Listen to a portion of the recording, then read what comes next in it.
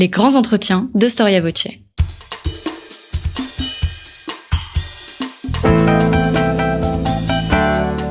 Une émission de la rédaction de Storia Voce.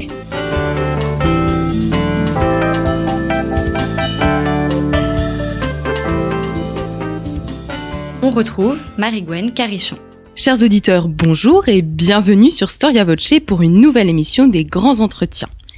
Il est une figure qui inspire l'effroi et qui, dans les mentalités, incarne à lui seul l'horreur et le paradoxe de la terreur. Ce personnage, c'est Danton. S'il a été leader dans le déroulement du processus révolutionnaire à Paris, il en a aussi été la victime. Figure majeure de la Révolution française, il a inspiré le tribunal révolutionnaire qui a fini par le condamner. Et il a eu au sujet de cette juridiction cette phrase terrifiante: « Les ennemis de la liberté lèvent un front audacieux. Partout confondus, ils sont partout provocateurs. Arrachez-les vous-même à la vengeance populaire. L'humanité vous l'ordonne. Soyons terribles pour dispenser le peuple de l'être. » C'est pour cette nécessité qu'est créé le 10 mars 1793 ce qu'on a appelé le tribunal révolutionnaire. Antoine Boulan, bonjour. Bonjour. Le tribunal révolutionnaire, c'est également le titre d'un de votre ouvrage qui vient de paraître aux éditions Perrin. Antoine Boulan, vous êtes historien, spécialiste de l'histoire du XVIIIe siècle, et vous êtes aujourd'hui l'invité de Storia Voce pour nous parler de ce lugubre appareil judiciaire qui a permis à la Convention de juger ceux qu'elle appelait les ennemis du peuple. Alors le tribunal révolutionnaire, c'est l'histoire d'un tribunal assez particulier, un tribunal d'exception. Est-ce qu'on avait déjà écrit sur ce sujet auparavant ? On avait écrit sur ce sujet, mais depuis suffisamment longtemps pour que cela me conduise à renouveler l'étude sur cette institution, puisque les ouvrages à la fois les plus solides, les plus sérieux sur le plan scientifique, mais qui étaient également, je dirais, les plus illisibles pour le grand public, datent des années 1860 et 1880.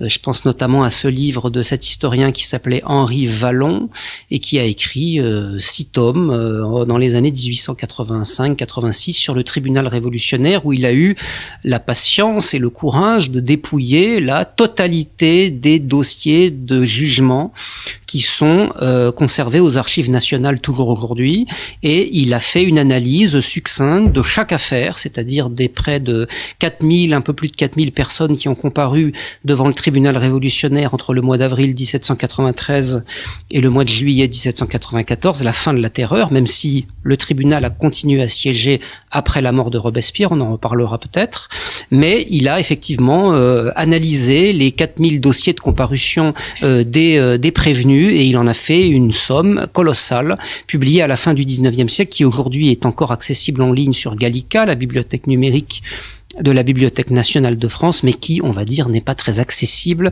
pour la majorité des personnes qui s'intéressent à un sujet comme celui-là. D'autres ouvrages ont été publiés au XXe siècle, mais qui n'avaient pas la qualité scientifique de ce premier livre. Et donc, il m'était apparu vraiment tout à fait indispensable de renouveler une étude qui soit à la fois scientifiquement sérieuse et accessible au plus large public possible, de manière à rendre compte aussi fidèlement que possible de ce sujet que tout le monde connaît un petit peu sans le connaître. Quand on s'intéresse à la Révolution et à la terreur, on entend régulièrement parler du tribunal révolutionnaire, mais on ne sait plus très bien comment il a fonctionné, quelle a été sa composition, quelles sont les affaires qu'il a jugées, quelles ont été les statistiques de ses sentences. D'où la nécessité pour moi d'écrire un nouveau chapitre de ce livre via l'ouvrage que je viens de publier. Est-ce qu'on peut parler d'un sujet sensible qui impulse de nombreuses querelles historiographiques parce que liées à la terreur ? Oui, alors c'est bien sûr plutôt la terreur en tant que telle qui reste encore aujourd'hui évidemment un objet de débat, je dirais presque sans fin, comme en témoignent encore des publications récentes, les travaux de Jean-Clément Martin, les travaux de Patrice Guénifet, les travaux plus anciens de François Furet, qui ont renouvelé profondément la vision et l'interprétation qu'on peut avoir de la terreur, puisqu'aujourd'hui, certains historiens défendent encore un certain mode d'explication de la terreur par les circonstances, d'autres au contraire voient dans la terreur un système politique d'intimidation un peu proto-totalitaire, pour le dire un petit peu vite. Donc on est encore toujours dans ce conflit entre des écoles historiques, et le tribunal révolutionnaire, bien entendu, étant au centre de cette terreur parisienne, parce qu'il faut bien dire que d'autres institutions révolutionnaires d'exception ont existé également en province dans le cadre de la répression qui a pu être menée en Vendée, mais également autour des grandes villes fédéralistes comme Lyon, Marseille, Bordeaux, Toulon, etc.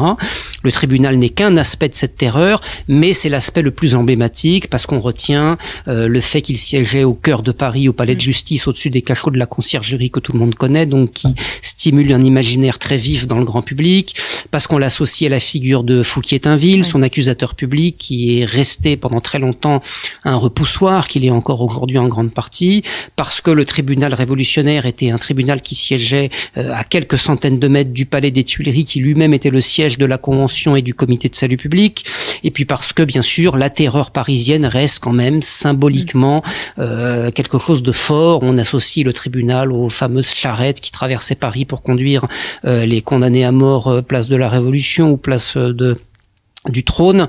Voilà, donc il y a une dimension symbolique très forte dans ce tribunal, même si, encore une fois, on en reparlera peut-être, ces statistiques de sentences sont très faibles, très réduites par rapport à l'ensemble des condamnations à mort qui ont pu être prononcées sur l'ensemble du territoire national pendant cette période de la terreur. Oui, c'est l'imaginaire qu'il y a autour qui a aussi beaucoup énormément fait de ce symbole, le symbole de la terreur. Voilà, mais c'est vrai que quand on regarde les chiffres d'un peu près, ou quand on se fonde sur les chiffres qui ont pu être fixés par un historien américain qui s'appelait Donald Greer dans les années 30, qui sont les chiffres sur lesquels on se fonde encore aujourd'hui, on voit que le tribunal révolutionnaire a condamné à mort un petit peu plus de 2600 personnes, mais que l'ensemble des condamnés par des juridictions d'exception sous la terreur s'élève à plus de 15 000, et même à 35 ou 40 000 quand on compte les gens qui ont été préalablement détenus et qui ensuite ont été exécutés sans jugement, fusillés, noyés, guillotinés, canonnés à Nantes par exemple ou dans d'autres endroits.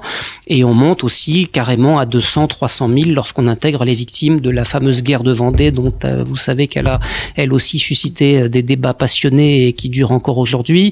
Donc c'est vrai que en pure statistique, si l'on peut dire, le nombre de condamnations à mort prononcées par le tribunal révolutionnaire est relativement faible dans cet ensemble de répression judiciaire ou extrajudiciaire qui a caractérisé la France des années 1793 et 94. Alors Antoine Boulan, quand est-ce qu'il est né en fait ce tribunal révolutionnaire et qui en a eu l'idée? Pourquoi ? Il y a eu c'est toujours la question à laquelle tous les historiens doivent être conduits, le pourquoi bien sûr. Il faut d'abord dire que le tribunal révolutionnaire, bien entendu, n'est pas le premier tribunal créé par la Révolution. Je le dis en 2 mots dans le livre parce que ça me paraît important de remettre ça en perspective. L'Assemblée constituante a fait une grande réforme judiciaire dans les années 1790-91. Elle a élaboré un code pénal et elle a mis sur pied des tribunaux criminels ou civils ordinaires pour les délits et les crimes ordinaires. La première juridiction d'exception, c'est d'une part, mais j'en parle assez rapidement, ce qu'on a appelé la haute cour, qui était destinée à juger les crimes contre la sûreté de l'État qui étaient commis par les ministres ou ce qu'on appellerait aujourd'hui les hauts fonctionnaires. Mais la première vraie juridiction politique d'exception destinée à punir des complots ou des crimes à caractère contre-révolutionnaire, c'est un tribunal qu'on a appelé le tribunal criminel extraordinaire et qu'on appelle plus familièrement le tribunal du 17 août, puisqu'il a été créé une semaine après la chute de la monarchie, le 10 août 1792, par l'Assemblée législative et à l'initiative de ce qu'on appelait la commune insurrectionnelle.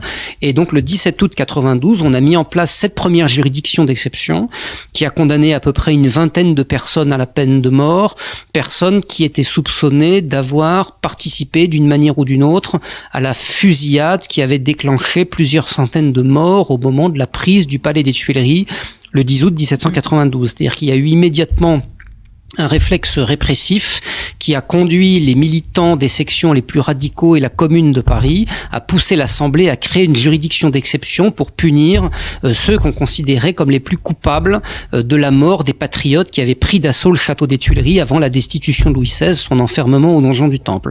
Donc ça, c'est un petit peu l'ancêtre du tribunal révolutionnaire. Ce premier tribunal n'a duré que quelques semaines, il a été dissous au mois de novembre 1792. Bon, bien sûr, ensuite Louis XVI a été jugé, mais vous savez que ça n'est pas du tout un tribunal qui a jugé le roi, mais la Convention nationale elle-même.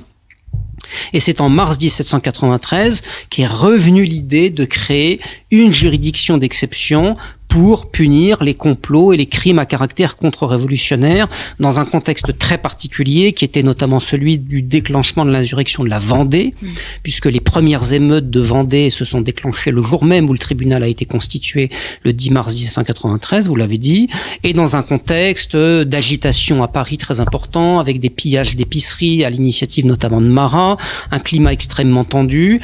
Et cette fameuse levée de 300 000 hommes que la Convention avait décrétée pour envoyer des soldats défendre les frontières au front.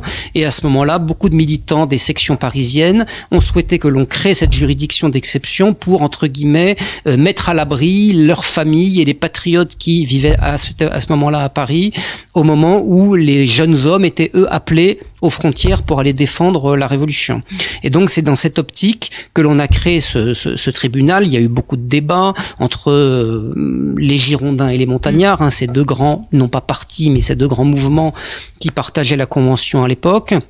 Ça a été l'objet de luttes très importantes entre les deux, et les Montagnards ont vu dans la création du tribunal révolutionnaire l'occasion de sceller une sorte d'alliance avec le peuple parisien contre leurs adversaires girondins pour mettre en place un régime d'exception que les Girondins avaient beaucoup plus de mal à accepter, puisqu'ils étaient davantage dans une démarche de rétablissement de l'ordre normal et de l'ordre constitutionnel, alors que les Montagnards, eux, étaient beaucoup plus prêts à céder à un régime de salut public privant les Français de leur liberté, le temps que le salut public, entre guillemets, soit assuré via notamment ce tribunal révolutionnaire. Oui, en fait, le tribunal révolutionnaire va aussi refléter les querelles politiques, oui, puisqu'on va voir, et vous l'expliquez très bien dans votre ouvrage, que c'est le tribunal révolutionnaire qui va condamner les Girondins. Voilà, tout à fait. C'est-à-dire que le tribunal qui était au départ considéré, ou que l'on peut en tout cas, ou qu'on a pu à l'époque considérer comme un instrument de défense nationale, est peu à peu devenu un instrument de domination du parti le plus puissant du moment. C'est-à-dire qu'on voit bien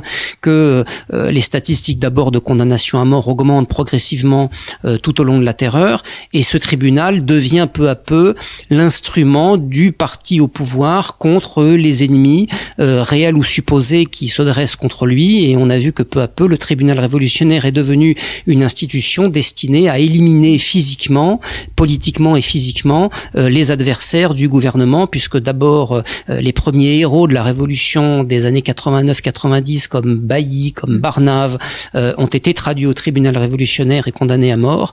Et ensuite on a vu peu à peu Saturne dévorer ses propres enfants, selon l'expression consacrée, avec d'abord effectivement les 21 députés girondins qui avaient été chassés de la Convention par le coup d'État du 2 juin 1793, condamnés à mort par le tribunal en octobre. Ensuite, les hébertistes, c'est-à-dire ces militants radicaux défenseurs de la cause sans culotte qui eux-mêmes ont été éliminés par les Montagnards au mois de mars, et Danton, dont vous avez parlé tout à l'heure, qui lui-même s'est retrouvé avec ses principaux partisans sur les bancs du tribunal révolutionnaire en avril 1794, tribunal qui lui-même a fini par broyer ses propres initiateurs, puisque Robespierre, qui a été renversé en juillet 1794, s'est lui-même retrouvé devant le tribunal révolutionnaire. Ensuite, Jean-Baptiste Carrier et Fouquier-Tinville lui-même. La boucle a été bouclée au mois de mars 1795.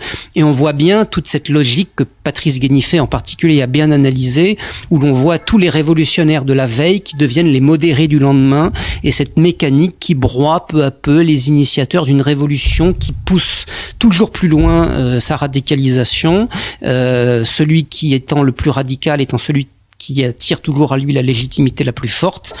Et ce tribunal est devenu l'instrument de la destruction progressive des gens qui étaient eux-mêmes à l'initiative de ce grand phénomène révolutionnaire.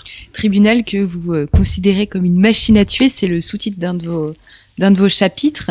Et alors vous expliquez également que donc le 22 prairial oui, institue un peu une coupure, enfin une accélération du processus révolutionnaire, et de la terreur, et finalement le tribunal devient encore plus je pourrais dire sanglant. Voilà. Alors, je profite de votre remarque justement pour remettre un petit peu les choses en perspective.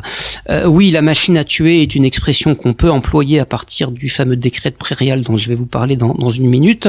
Il faut quand même bien voir que si on regarde les chiffres de façon un petit peu globale, c'est-à-dire que si on étudie l'activité du tribunal révolutionnaire depuis sa première audience en avril 1793 jusqu'à la dernière audience de juillet 1794. Là, je parle de la phase terroriste, je ne parle pas de la phase post-thermidorienne pendant laquelle le tribunal a continué à œuvrer. On voit qu'il y a eu environ 4000 individus, j'arrondis volontairement les chiffres pour que nos auditeurs puissent les retenir plus aisément. Il y a eu environ 4000 individus qui ont été jugés, 2625 pour être plus précis, qui ont été condamnés à mort, mais il y a eu 1300 acquittés. Ce qui veut dire qu'il y a eu en gros 2 tiers de condamnés à mort, 1 tiers d'acquittés. Alors 1 tiers, on peut toujours considérer que c'est trop peu, mais quand on associe ça à l'image d'un tribunal impitoyable, sanglant, qui n'a fait que condamner à mort à la chaîne des gens, on voit bien quand même qu'il faut relativiser un petit peu les choses et que le nombre d'acquittés est resté quand même, entre guillemets, relativement important par rapport à l'image qu'on peut avoir de ce tribunal absolument impitoyable. Il faut aussi retenir, j'en profite pour vous le préciser parce que c'est aussi lié au décret de Prairial, que le tribunal révolutionnaire n'a pas fait que condamner à mort. Il y avait d'autres peines qui étaient prévues par le code pénal.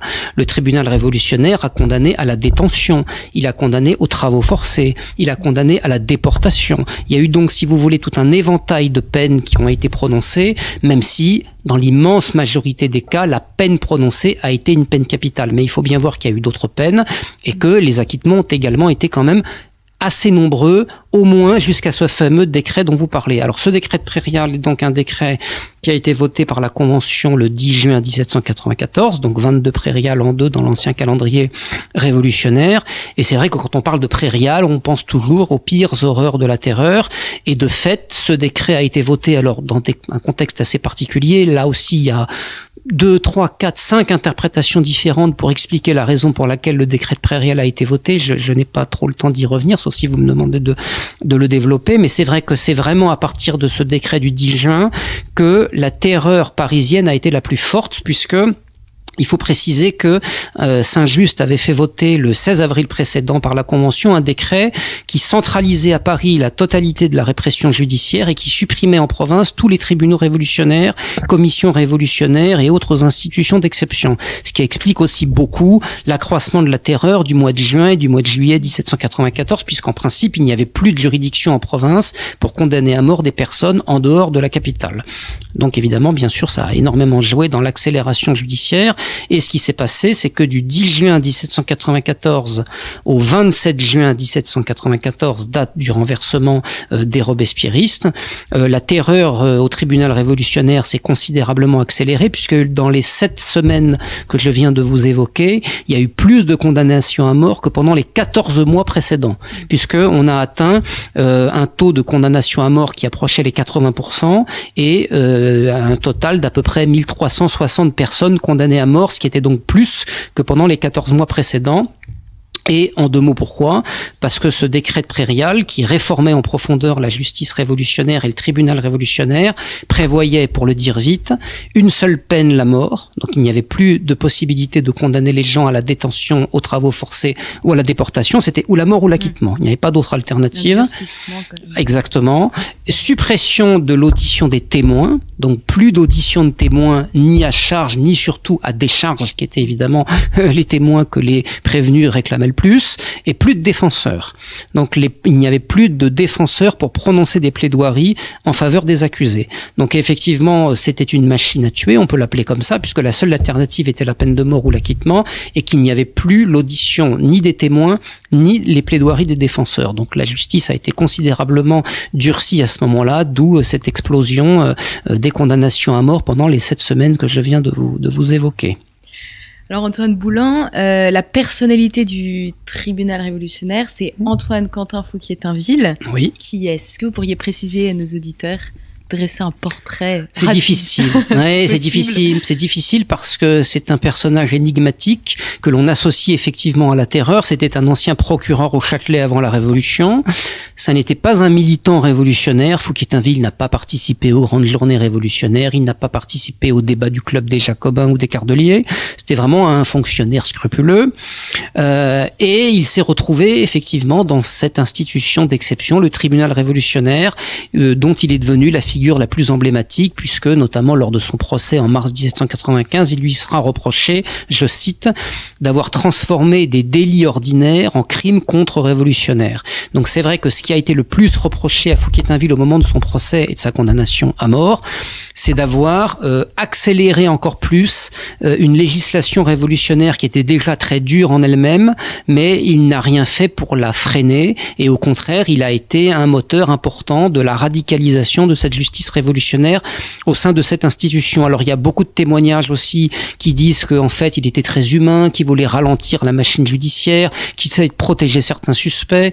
Voilà, on a à peu près autant de témoignages à charge qu'à décharge au sujet de ce personnage, qui reste quand même aujourd'hui le symbole d'une justice expéditive qui se soucie peu des formes judiciaires et qui accélère au maximum les procédures de condamnation au sein de cette institution.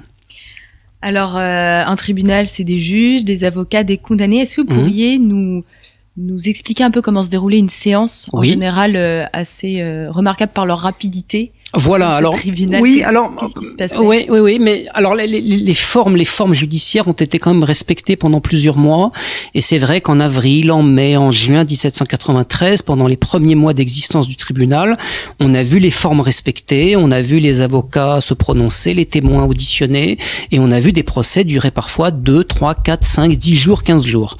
Ce qui n'a plus été le cas a fortiori après la loi du décret de Prairial, où là, les accusés arrivaient en gros à 10 ou 11 heures du matin, la condamnation à mort était prononcée à 14 heures, remis au bourreau à 15 heures, et les exécutions avaient lieu à 18 heures. Donc les choses allaient effectivement très vite, avec un nombre de condamnés de plus en plus important, puisque au début de l'existence du tribunal, on jugeait quasiment les accusés 1 à 1. À la fin de la Terreur, on les jugeait 10 par 10, voire 20 par 20, voire par 30, voire 40, voire 50 accusés en même temps, condamnés au même moment, à la même minute.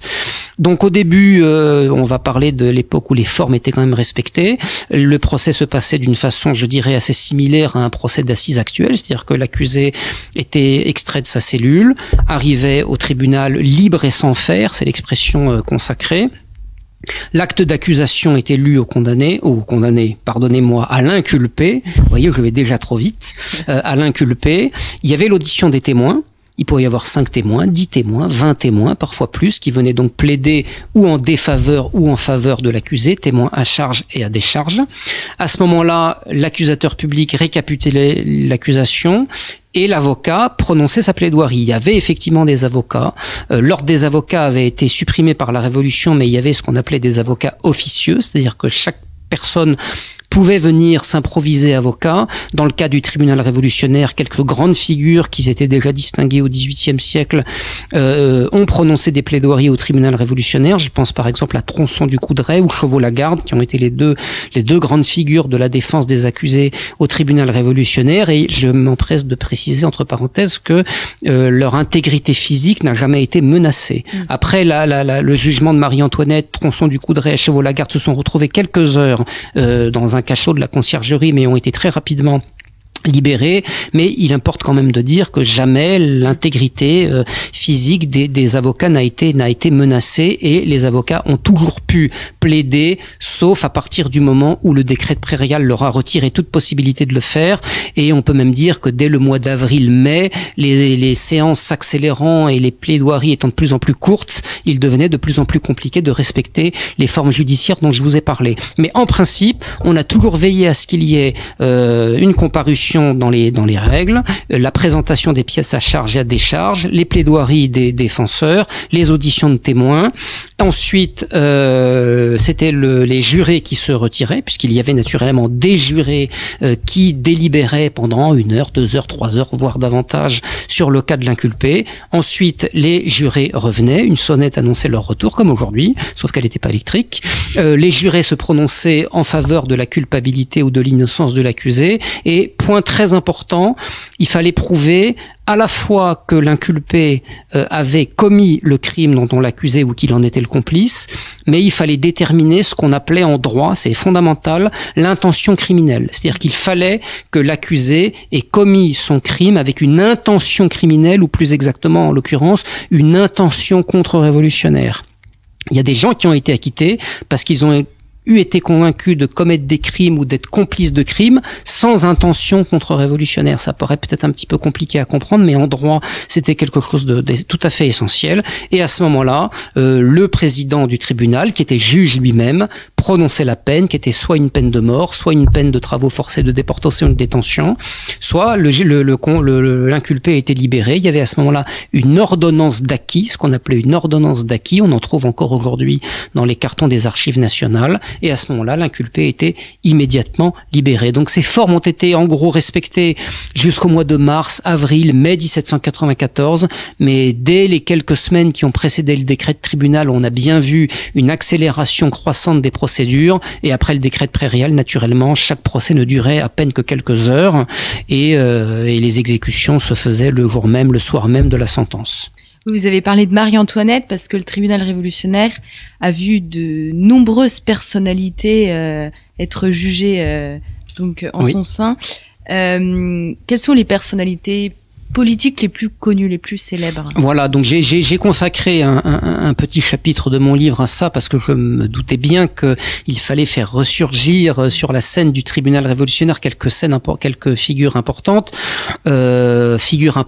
qui n'ont représenté au total qu'un tout petit nombre de personnes condamnées par le tribunal. L'immense majorité des gens qui ont été condamnés à mort ou à d'autres peines par le tribunal révolutionnaire sont des anonymes qu'on a aujourd'hui complètement oubliés, et il faut feuilleter le livre d'Henri Vallon pour en connaître les noms. Alors les grandes figures, il y a eu bien sûr d'abord les grandes figures de l'Ancien Régime, quelques grands symboles de l'Ancien Régime.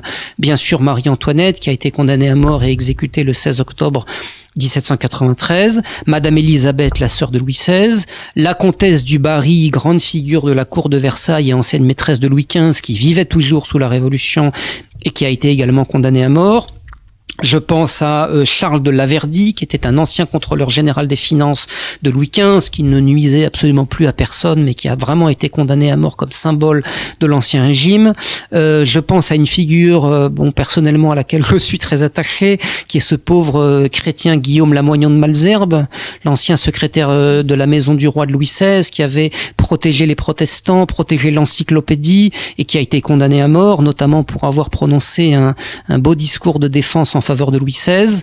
Il y a eu également les fermiers généraux, qui étaient ces percepteurs des impôts indirects sous l'Ancien Régime, qui ont également été condamnés à mort par le tribunal révolutionnaire, et parmi eux la grande figure de Lavoisier, d'Antoine Lavoisier, le célèbre chimiste.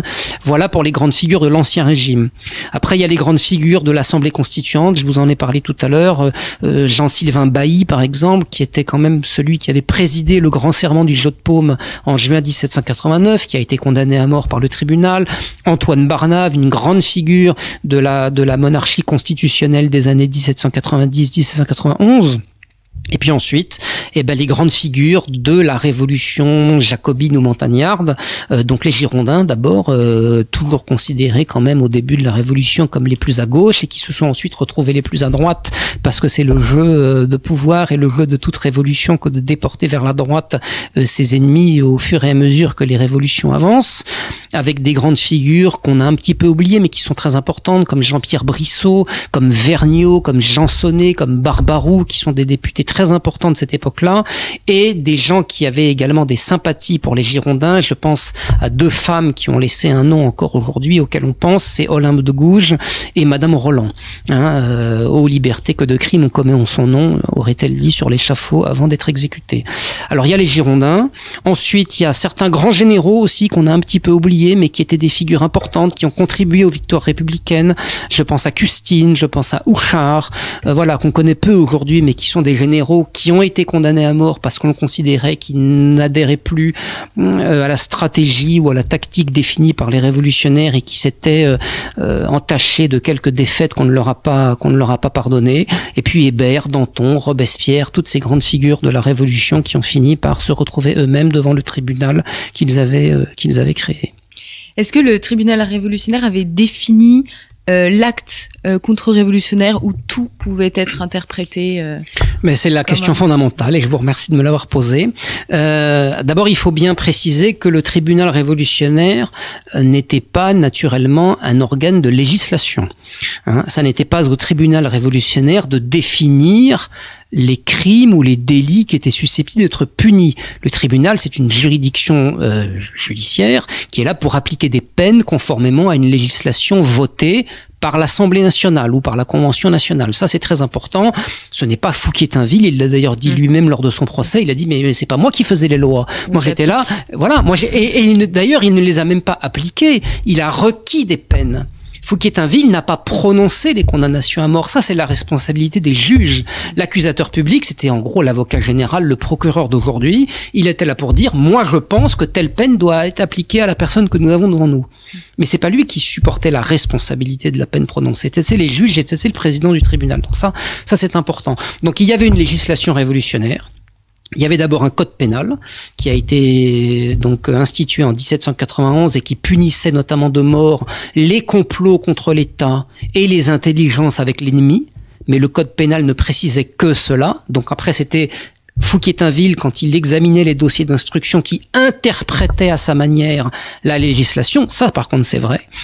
Et il y a eu des législations encore plus précises contre les émigrés, contre les prêtres réfractaires, contre les individus qui prêchaient le retour de la monarchie, contre les accapareurs, c'est-à-dire les gens qui mettaient de côté des grains pour faire monter les prix. Donc, certaines catégories d'individus précises ont été bien définies par la législation révolutionnaire, ce qui veut dire que dans un certain cas, le tribunal n'avait pas à hésiter et qu'il savait très bien que l'inculpé qui était devant lui répondait aux critères qui avaient été définis par l'Assemblée. Donc on savait très bien que telle personne qui avait émigré à telle époque et qui était revenue en France pour son malheur était punissable de la mort.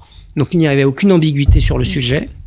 Mais le problème, c'est que lorsqu'il examinait les dossiers d'instruction et qu'il décidait de faire ensuite venir les inculpés sur les bancs du tribunal, c'était Fouquier-Tinville lui-même qui, à partir des documents dont il disposait, pouvait juger si l'individu en question était susceptible ou non d'être jugé et traduit devant le tribunal révolutionnaire. Et bien sûr qu'il y a eu énormément de gens qui se sont retrouvés sur les bancs du tribunal pour une parole malheureuse, parce qu'on avait retrouvé une lettre dans un tiroir avec des vers de poésie en l'honneur de Louis XVI, ou des délits complètement secondaires qui ont été transformés sciemment en crimes contre-révolutionnaires dans une logique répressive qui est devenue, au bout d'un certain temps, complètement folle. Mais ce qui est important de bien voir, et c'est tout à fait, vous avez tout à fait raison de le souligner, c'est que le tribunal révolutionnaire avait une grande liberté d'interprétation dans les crimes et les délits commis par les inculpés. Beaucoup d'individus ont été condamnés à mort pour des délits ou pour des crimes qui étaient précisément définis par la législation et donc ils ne pouvaient absolument pas échapper à la mort dans ce cas-là, mais énormément de gens ont subi une peine de mort alors qu'une peine de détention, une peine de déportation ou de travaux forcés aurait été largement suffisante. Et c'est tout le drame de cette terreur que d'avoir vu des centaines d'individus condamnés à mort, c'est-à-dire une peine absolument irréversible par définition, pour des crimes ou pour des délits qui ne méritaient absolument pas une peine aussi disproportionnée. Et c'est ça qui fait un petit peu la nature de cette terreur, c'est qu'énormément de gens ont été condamnés pour des délits et des crimes qui ne méritaient pas la peine capitale. Oui, et en même temps, le tribunal révolutionnaire ne s'en cachait pas puisque il a publié un bulletin du tribunal criminel extraordinaire où justement il mettait à disposition les jugements. Oui. Et alors ça a été une composante principale pour éditer votre travail. Oui. Alors le bulletin, tout à fait. Alors faut faire toujours un petit peu attention à ces types de publications. C'est vrai qu'il existait un bulletin du tribunal criminel extraordinaire, vous avez raison de le rappeler, qui servait à diffuser les jugements auprès du public, puisque chacun pouvait connaître les jugements de mort ou pas de mort qui étaient prononcés par le tribunal. Mais il faut d'abord savoir que ce bulletin était édité par un certain Léopold de Nicolas, qui était lui-même juré au sein du tribunal révolutionnaire, donc on ne peut pas vraiment dire qu'il était totalement objectif. Et d'autre part, tous ces bulletins, toutes ces sources imprimées et éditées par le tribunal lui-même doivent être prises avec beaucoup de précaution parce que bien sûr tout n'est pas dans ces documents, les débats dans le détail n'y figurent pas,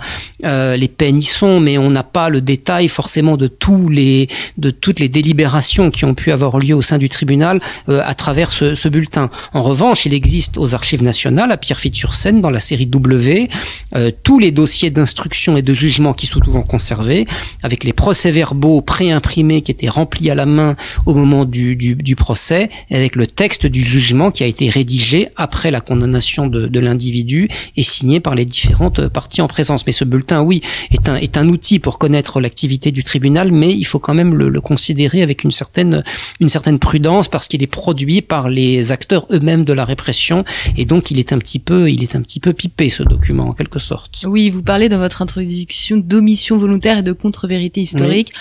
Comment avez-vous fait en fait pour démêler le vrai du faux? Oui, c'est difficile et c'est même presque impossible, sauf à considérer chaque cas les uns après les autres. Et c'est vrai qu'il faudrait presque se lancer dans une révision complète de l'ensemble des procès, comparer les documents qui sont aux archives avec ce qui a pu être imprimé dans le bulletin pour le savoir. Donc c'est vrai que j'ai fait cette affirmation peut-être un petit peu rapide, mais qui est conditionnée par le fait qu'à partir du moment où ce bulletin est édité lui-même par un membre du tribunal, sous la censure du gouvernement, du comité de salut public, qui était parfaitement au courant de ce qui se passait au sein de cette juridiction, voilà, c'est cette disposition qui me fait dire qu'il faut quand même être très prudent dans l'interprétation de ce type de document et dans la manière dont il a été rédigé, parce que bien sûr, il y a un message derrière ça.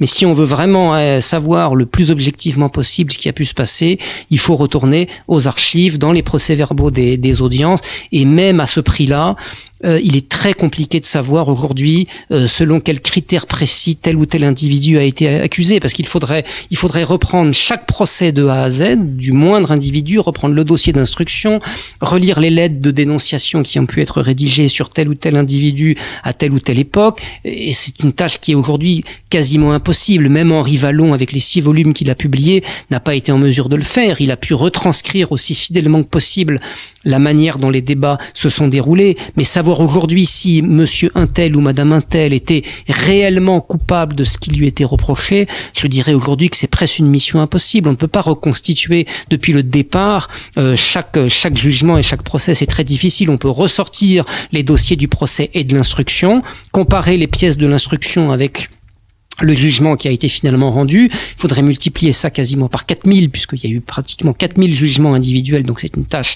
absolument impossible, sauf à vouloir se lancer dans une thèse de 20 ans. Et même à ce prix-là, même en étudiant les pièces de l'instruction, on ne peut même pas être certain de la validité des accusations qui pouvaient être lancées contre tel ou tel individu. On a vu des gens se retrouver en prison parce que la société populaire de leur commune les avait dénoncés, parce que le comité de surveillance avait fait une perquisition à leur domicile et qu'ils avaient retrouvé 3 bouts de papier qui leur faisaient croire qu'ils étaient membres d'une immense conspiration pour renverser la République. Donc c'est vrai qu'on était quand même objectivement dans un climat de paranoïa, de défiance généralisée qui a conduit des centaines et des milliers de personnes en prison, puisqu'à la fin de la terreur, il y avait quasiment 100 000 personnes qui étaient emprisonnées dans toute la France. Donc c'est très compliqué de démêler le vrai du faux, mais c'est la vraie question, vous avez absolument raison de la poser, mais c'est vrai qu'aujourd'hui, refaire sur le fond une révision complète de tous ces jugements, c'est quand même quelque chose d'extrêmement compliqué. Oui, un vaste chantier historiographique. Ah oui, mais immense, même interminable et impossible à mon avis.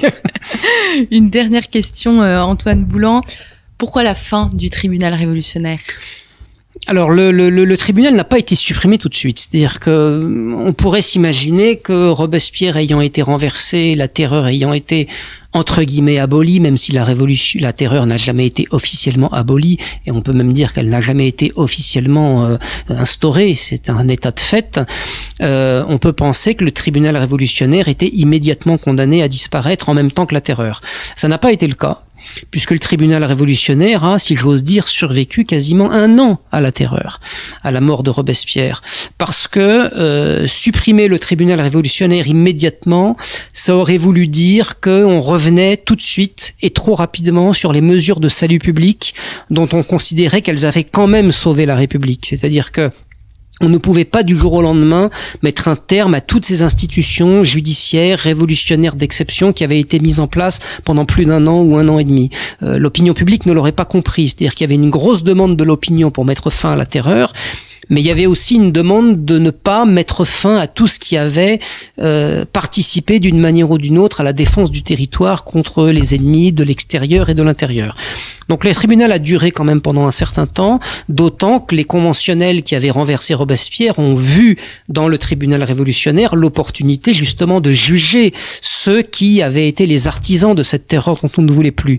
Ce qui était d'ailleurs très hypocrite, parce que ces conventionnels qui ont renversé Robespierre et qui ont maintenu le tribunal révolutionnaire avaient eux-mêmes voté toutes les lois terroristes de l'époque terroriste. Ils les avaient votées. Le décret de Prairial dont vous avez parlé, il a été voté à l'unanimité par l'ensemble des députés, des 700 députés de la Convention, qui ensuite se sont tous alliés pour dire c'est la faute de Robespierre, c'est la faute de Carrier, c'est la faute de Fouquier-Tinville, et nous n'y étions pour rien. Mais ils étaient pour quelque chose, c'est une responsabilité collective. Mais ce tribunal a quand même servi à condamner les principaux boucs émissaires de la terreur, Robespierre et ses partisans, Fouquier-Tinville, Jean-Baptiste Carrier, l'auteur des tristement célèbres noyades de Nantes. Et puis on a compris au bout d'un certain temps, Fouquier-Tinville ayant été lui-même condamné à mort, qu'on ne pouvait plus à terme conserver une institution que l'on associait systématiquement à tous les abus de la terreur de 1793 et 94. Et lorsqu'on a jugé, c'est le cas de le dire, que le tribunal avait accompli la besogne qu'il devait accomplir, on a décidé de le supprimer, et le 31 mai 1795, il y a eu un décret de la Convention qui a totalement supprimé le tribunal révolutionnaire. Eh bien, merci beaucoup Antoine Boulan merci pour à vous. Votre éclairage sur ce symbole fort de la Révolution française. Je rappelle le titre de votre ouvrage paru aux éditions Perrin, Le tribunal révolutionnaire, punir les ennemis du peuple. Merci à vous, chers auditeurs, pour votre fidélité, et à bientôt pour une nouvelle émission des Grands Entretiens.